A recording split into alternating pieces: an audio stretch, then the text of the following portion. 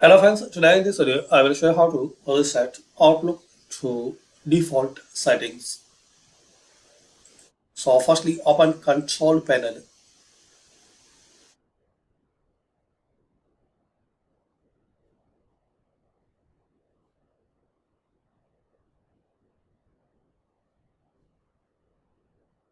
Now here guys you have to find out Mail Outlook or Microsoft Outlook, this one. Now here click on show profiles.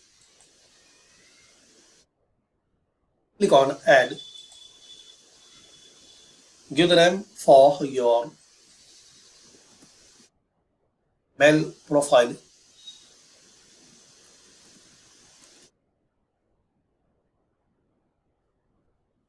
Click on OK.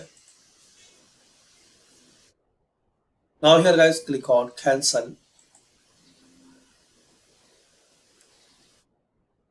Click on OK.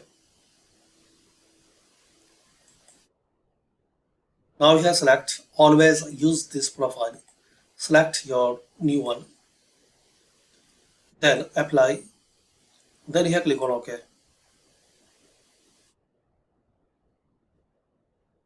Now search Outlook.